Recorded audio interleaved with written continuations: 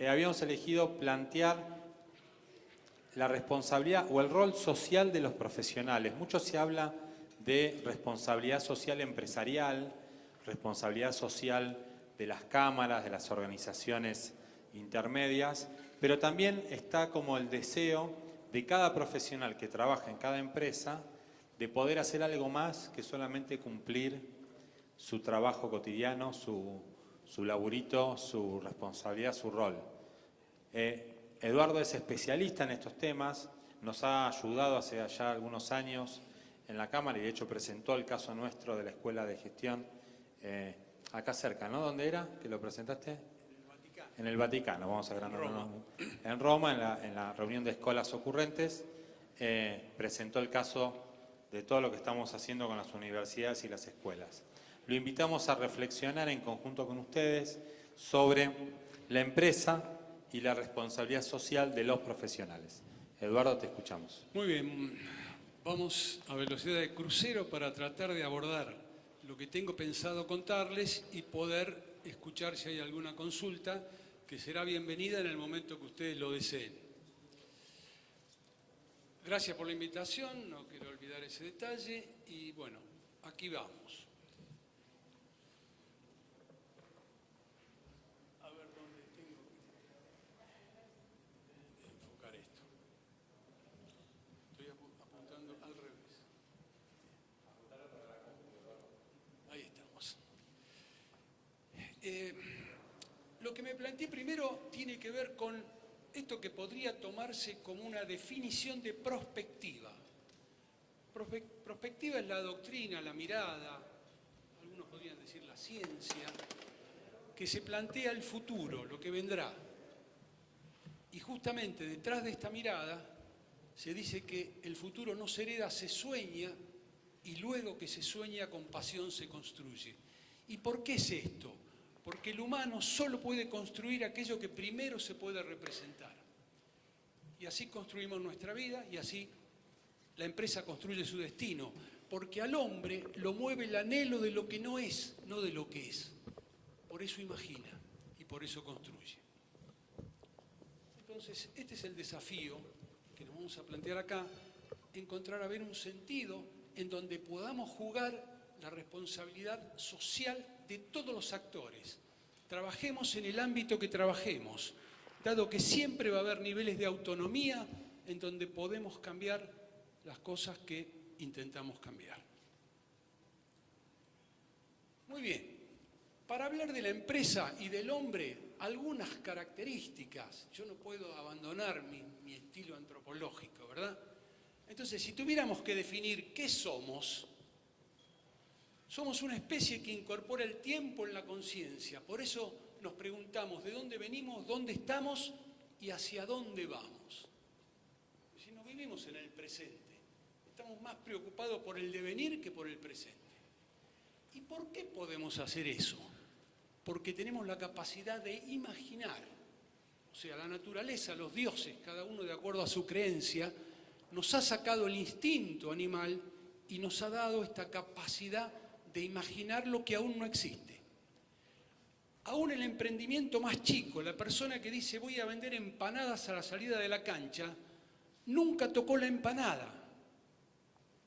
Pero para fabricar la empanada e ir a venderla, la va a tener que representar en su conciencia. Esto nos lleva a que entonces nos vamos a encontrar con el homo corporativo, el hombre de empresa, como un ser simbólico que tiene el tiempo en la conciencia de a dónde quiero llegar, cuál es la estrategia para llegar.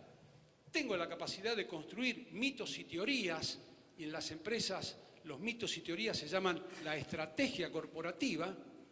Y finalmente somos seres simbólicos que pintamos la caverna, no por la tontería de creer que de ahí vamos a comer, sino que somos seres que simultáneamente para encontrarnos con lo que llamamos lo real, apelamos a dos mecanismos.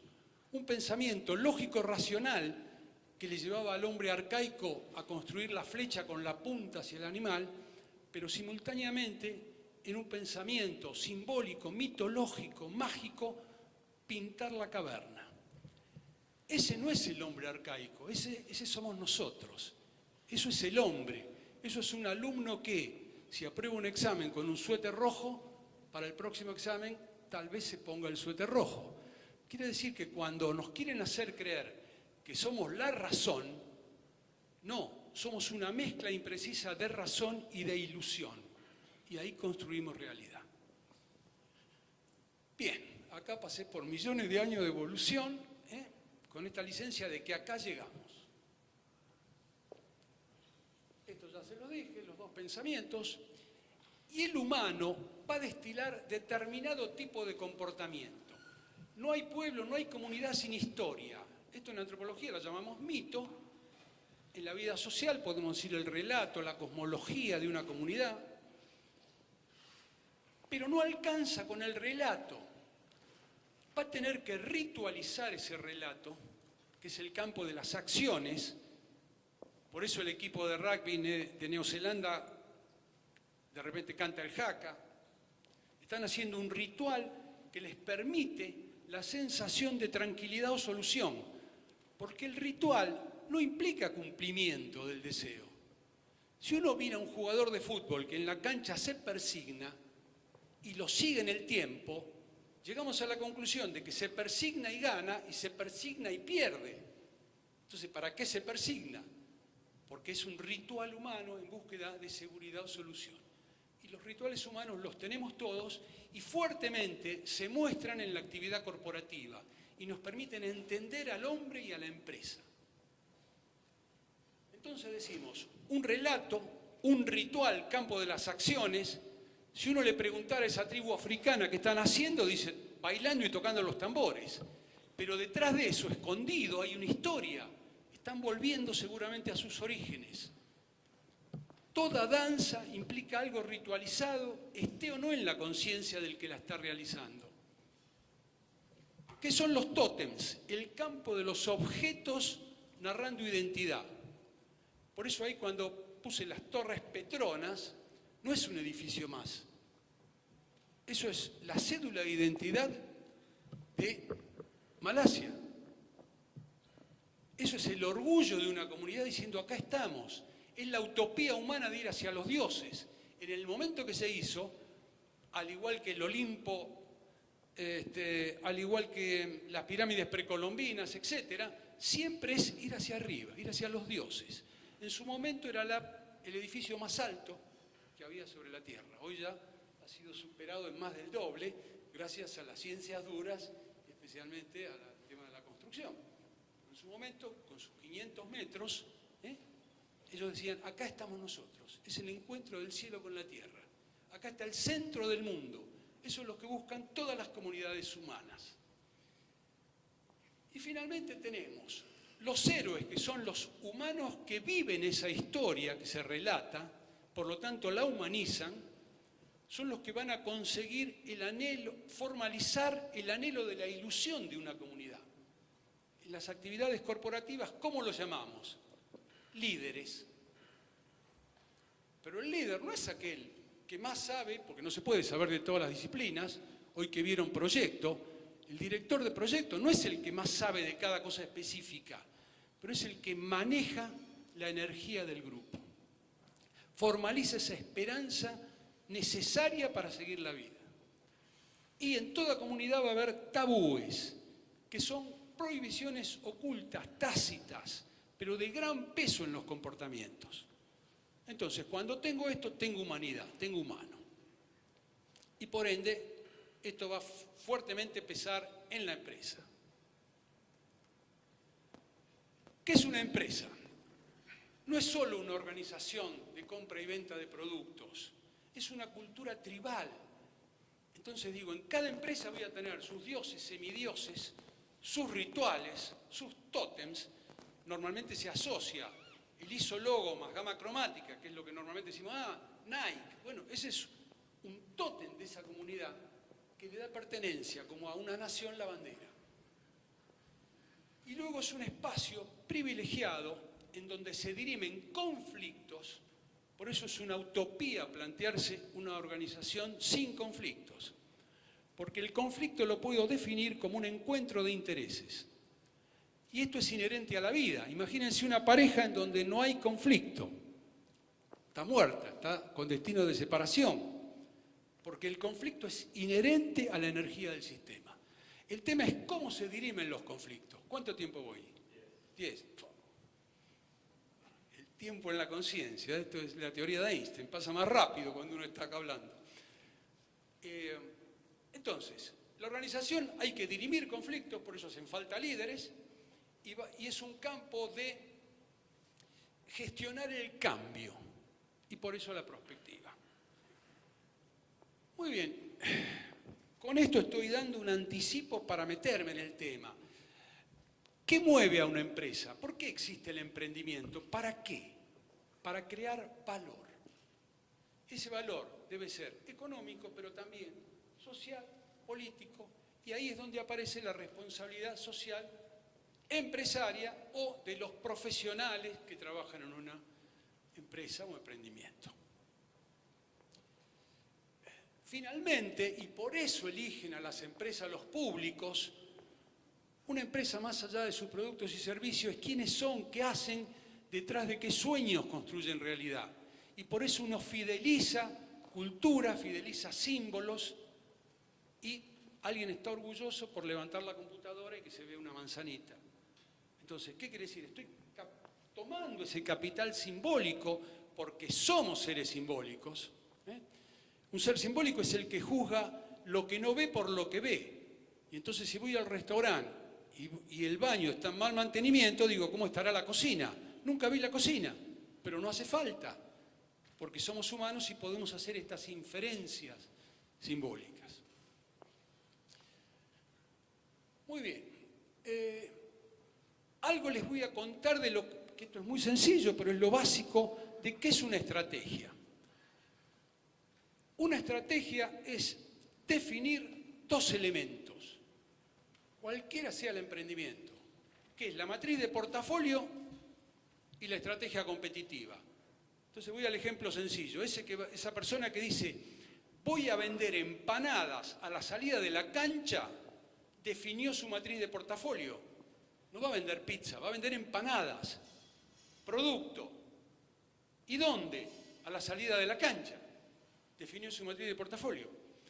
Ahora, ¿por qué lo van a elegir? Y ahí es donde tiene que armar una estrategia competitiva que se basa en la diferenciación que va a ser viable que lo elijan. Y entonces dirá, hará investigación de mercado o no, pero dirá, yo hago empanadas veganas, yo hago empanadas fritas, como hay fritas, yo hago empanadas al horno, y ahí definió su estrategia competitiva. Eso es el ABC de la estrategia. Todo lo demás es creatividad humana, no se puede enseñar. Hay que comprometerse con esa mirada a futuro y jugarse. Muy bien. ¿Alguna consulta o pregunta hasta acá? Bien.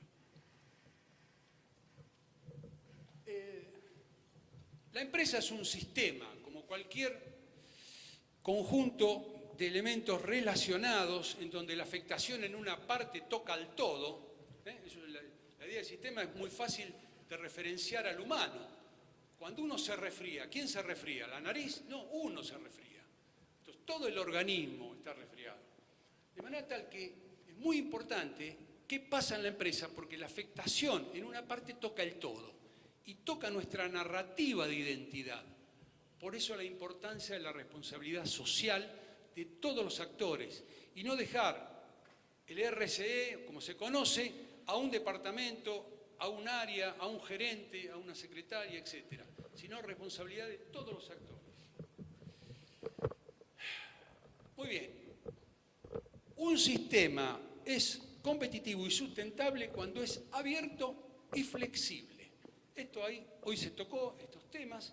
Abiertos tengo que dejar entrar energía de la afuera y flexible me tengo que adecuar, porque el ecosistema determina qué es lo que uno hace.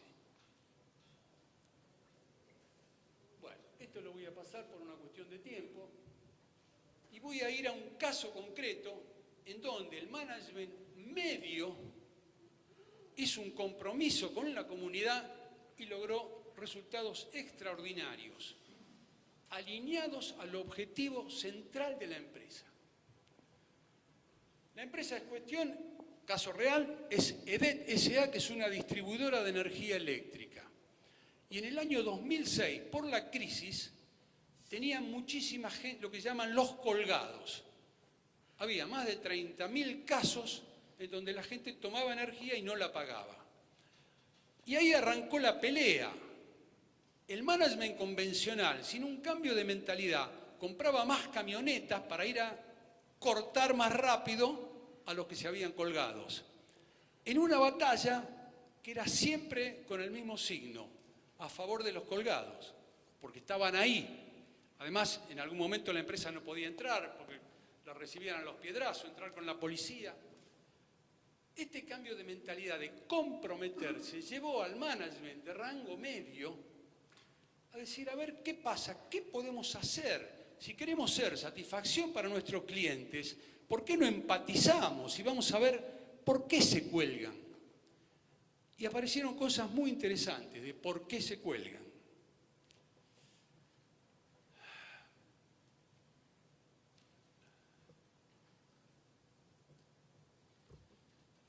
Resulta que la gente, como no se cobraba in situ, pese a que había tecnología para facturar in situ y cobrar in situ, tenía que ir hasta la ciudad de Tucumán y de repente hacer 40, 50 kilómetros y gastar más en el viaje que lo que gastaba en la factura para pagar la factura. Entonces cuando se averiguó, ¿usted por qué no paga la factura ahí? Porque no tengo la plata para viajar. ¿Y usted por qué no paga la factura? Y porque no logré juntar el 100% de la factura. Entonces, este management comprometido, en vez de pensar que eran todos delincuentes los que se colgaban, sino decir, a ver qué problemática tienen. Era muy interesante ver cuando venían esos gerentes y decían, pero vos sabés que tiene una lamparita y la heladera, no es que tiene una piscina calefaccionada por energía. Pero tiene dificultades. Estoy hablando de 2005, 2006, periodo difícil del país.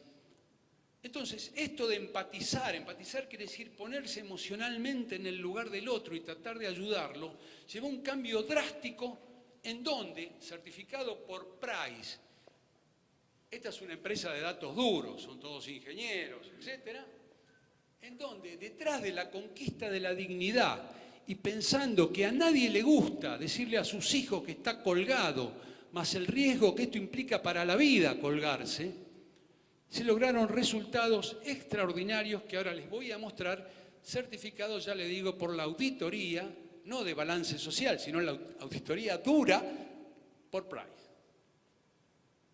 Objetivos alcanzados. Volvieron al sistema 19.300 y pico de clientes que estaban fuera del sistema. El sistema de facturación in situ pasó a operar en el 50% de los clientes. Y en relación con la cobranza, se mejoró en un 93%.